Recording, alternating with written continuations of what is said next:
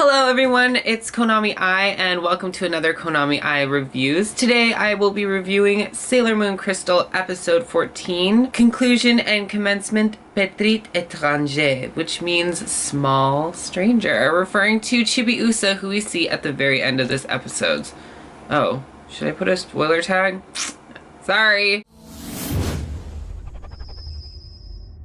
For Sailor Moon fans who have been watching the series for a very long time, you would know that this is the ending of the first arc and it's going to roll over into the Black Moon, the Dark Moon arc, which is commonly known as Sailor Moon R. There was a lot of high expectations for this episode, so going through and watching it was kind of scary. In some instances, there's a lot of pressure put on final episodes of series. This one was no exception. Let's just dive into it and see how it stacked up, you know. First thing is, the episode opens with Sailor Moon realizing that she is Princess Serenity and having all this power, and all of a sudden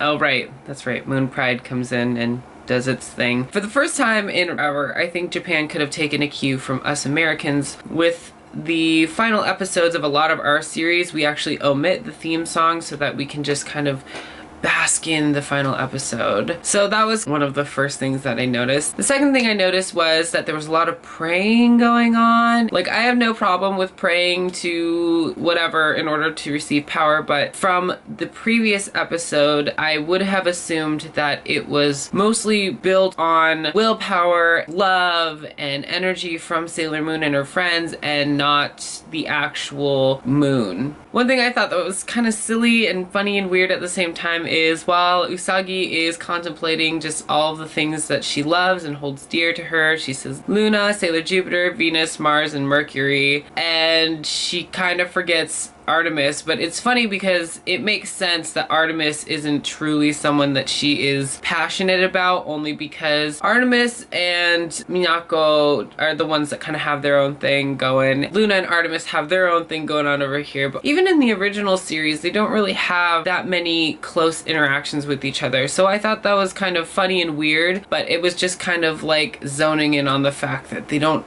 personally have any real huge relationship. So when the prayers start going through and the crystal tower starts to emerge, it was beautiful and fantastic, and I got a little bit emotional. It was just great. Then when you see Luna, you know, put her paws together and start to pray to the crystal tower and her moon lights up, my automatic thought was, human Luna, oh nope. And it's funny because you'll see that in my notes right here. Human Luna, nope. And then we'll get back to that in a little bit. So the next thing I noticed is that after all the powers are gathered, the crystal tower is pretty much regenerated and everything's going great. It's a very one-sided short battle. Okay, I am all for battle scenes in anime. Not a Dragon Ball-esque like 14 episodes, but I would love to see, you know, a batting of back and forth, you know, a battle of power basically. Unfortunately for this series, whether it's time constraints or they're trying to really hone in on like the basic bullet points of the manga, Metalia attacks, everyone retaliates, and then Moon wins. So it was kind of a downer for me because I was really hoping to see some sort of, you know, crazy, amazing like battle scene, and we just didn't get it. I thought when I was a kid that the battle between Queen Peril and Sailor Moon was the most epic thing that I had ever seen in my life, and then to go from that to Crystal, it was a little bit disappointing. So after that, after the dust settles from everything, Artemis looks over at Luna, and what do we see? We see human Luna, and I wrote it down. I wrote, yeah, human Luna. I was super excited to finally see human Luna in something other than the S movie, so that was crazy. Unfortunately, it was just a glimpse sort of thing, and Artemis looks again and she's back to normal Luna, but it was one of those things where it was pretty awesome just to see. So After everything was restored and the Moon Kingdom kind of just starts to reappear, I started crying. Definitely. I was bawling tears of joy. I was just like, oh my gosh, yay. I'm very emotional when I watch Sailor Moon, regardless of whatever it is. It could be the new series, the old series, or any of the movies. And I will cry like a little baby because that's what I do. Unfortunately, while the Moon Kingdom is being restored, Usagi loses her prism brooch and kind of just does the whole sort of thing. I thought the most hilarious thing was Tuxedo Mask is like, she's cold. Is she, you know, does she exhaust all her energy? And I'm like, she's dead! She's dead, man, she's dead. But of course, the way to fix that is through the iconic kiss, which we have seen many times. And this one is no exception. They did a really good job placing this where it needed to be. And then all of a sudden, she's back, she's awake, and then she wants to know where her friends are. And then it's revealed that Tuxedo Mask or Mamoru has powers. And it's been said before that, you know, Mamoru is technically the protector of Earth, so he would be the quintessential Sailor Earth, which I thought was cool. And it's funny because when he's like, oh, I can find that for you, my initial thought was like, when did Tuxedo Mask / Mamoru become the Find My Friend app for iPhone and iPad? And then they find the Inner Senshi in Antarctica kind of dead, which sucks. Either dead or sleeping. They're probably sleeping, but it's really cold up there. And they're wearing skirts and stuff, so I don't know how that would work out. Then her eyes blank out for no reason, which was kind of odd. But then, you know, So then they travel up to the moon to visit Luna and Artemis, who are in the newly restored Moon Kingdom. And Sailor Moon and Tuxedo Mask have come to kind of just be the king and queen, apparently. But then Usagi decides to opt to go back to Earth with Mamoru because that is where she belongs, that's where she wants to live. And then Queen Serenity and her have the interaction where she just tells her to be happy, which is very emotional. And then we get into the little piece that everybody seems to have a problem with, is how Usagi got her new crystal compact. This is the part that people had the most problem with, is just the way that it was conveyed.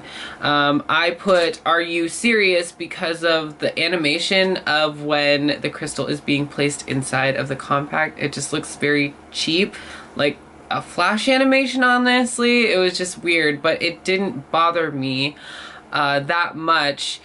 The thing that everybody's up in arms about is the transformation sequence, which is exactly the same as the old one. And so here's my bit on that, is that if you notice that while she's transforming, she still has her choker piece right here with the prism piece chilling out there. So I have this very sneaky suspicion that it is truly because Toei is either far behind or just lazy, and the animation studio is trying to just kind of push the series out as it comes. And I have this feeling, hopefully, that the animation sequence and hopefully the music will change, because I know that even in the manga, when she receives the crystal compact upgrade, she does not have the prism piece on here, so that was strange. But anyway, over that, so everything's good. She restores the world back to what it used to be with the power of the crescent moon rod stick thing and the Ginjosho. The one thing that I was wondering about was, at some point she raises up the moonstick rod and the crystal appears out of nowhere, and then I'm like, didn't you just put that inside your compact? Like, it's in your compact. How are you using it with your... I don't know. Sailor Moon logic. So towards the end of the episode, everyone is awake on the bridge, and then Usagi comes running up as Sailor Moon, and all four of them look at her and they're screaming Sailor Moon, and they're running towards each other on the bridge, and then they have that iconic running across the bridge sort of thing, and the birds flying away, and it was just so beautiful. Yet another moment where I cried like a little baby, so that was fun. I'm gonna skip to the very end where Mamoru and Usagi are meeting for a date, and they going for the kiss. I love this scene because it's so very Sailor Moon. Reading it in the manga, watching it in the television series, and then seeing it again in this new series was just great because it's one of the things that, out of all the things in Sailor Moon Crystal that have been different, this was one thing that they kept exactly the same. So Usagi, Mamoru going for the kiss because she repaired his watch and he still had her handkerchief.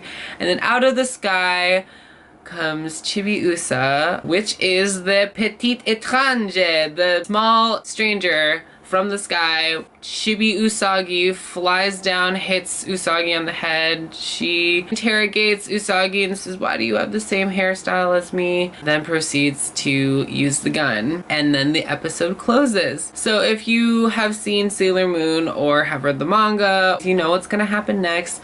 If you haven't, I'm not going to spoil it for you. Let's just say it's great. So that's it for me. That's the end of this review episode. Overall, this episode, to me, in my opinion, was okay. It's more like watching the graphic novel. At some points, there are just some things you can't translate into animation, like the fight with Queen Metalia. I thought that in the manga, it was very powerful and very riveting.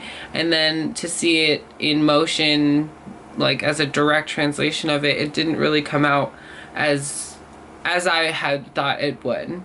In other things, there are things that translated very well, like the friendship between the 5 inner senshi and Mamoru and Usagi. I think that was great. As a season arc finale, it seemed like just another episode to me, and it may be because that's what they thought it should be. So what do you guys think of this episode? Did you think it was okay? Did you love it? Did you hate it? Either way, if you like this video, please give it a like. If you have any questions or comments, leave them in the comments box below.